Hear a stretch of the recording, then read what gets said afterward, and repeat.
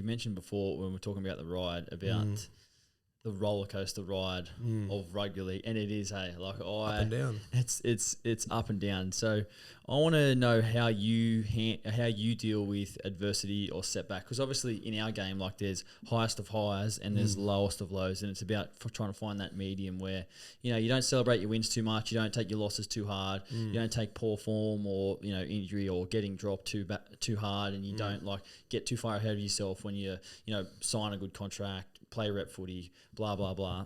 How do you find the roller coaster in that regard?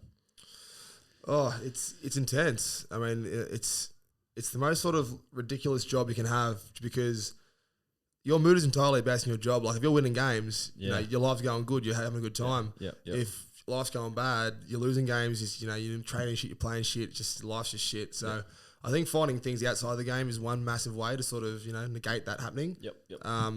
You yourself got the Canal Beer Co, you got, this podcast, you got plenty of things to sort of keep you busy.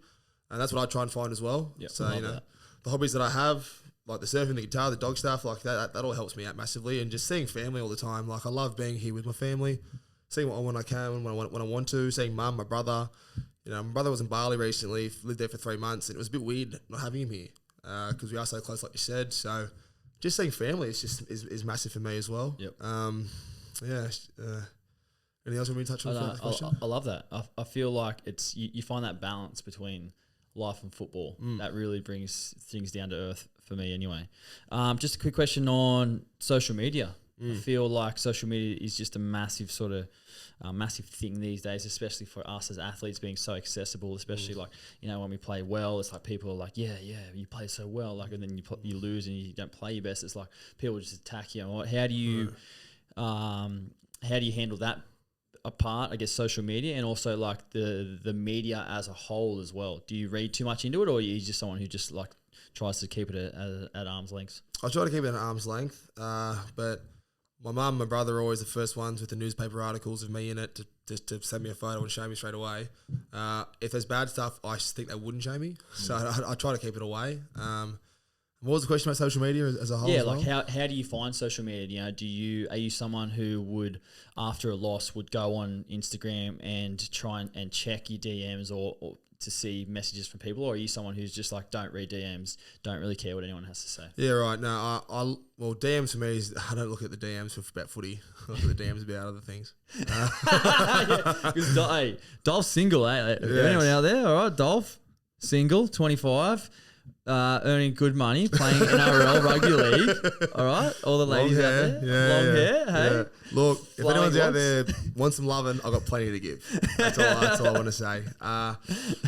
It's I don't really look into the people read comments and that. That is the worst thing you can do. Why are you reading the comments? That's just gonna. Whatever they say, good or bad, it's just not going to help you one bit. Yeah. Like, it's just ridiculous. Some of the young lads do it, and I say, what are you doing? Like, why are you reading that? I'm glad that you said that to the young lads, because when I first started my career, it's like social media, it was there, but it wasn't massive as it is today. And now I feel like young kids who come into NRL these days, like, they need to be clued up on how to use social media, because they're like, there's so many platforms, they're so accessible. Yeah. And you're right, because I've spoken about before in the podcast about seeing some teammates of ours go straight off the field on their phone, read messages, blah, blah, blah. And it affects them mentally. And, massively. How do you find getting critiqued as a rugby league player every single day? It's tough sometimes, but I just got to, the one thing I keep in my mind is that if anyone's sort of, saying anything negative about my game, coaches, staff, all that sort of stuff, it's to make me better. Yep. So you can't take it too personally. Like, we're in a business at the end of the day, and if anyone's saying anything about my game, it's the only reason, unless I'm taking the piss, is to make me a better player. So I keep that in my mind, and don't let anyone take anything too personally towards me. Before, like last year, I was told not to pass, not allowed to pass. Now I've got a passing license. I'm not saying anything. So. This whole preseason we're working on my passing game just so I can, give that pass when it's needed. Yep. I'm not looking to go to be Joey Johns or anything like that, but just trying to get better. Just trying to get better. Definitely. Just trying to get better. So, not taking it too personally. Yeah, I love that.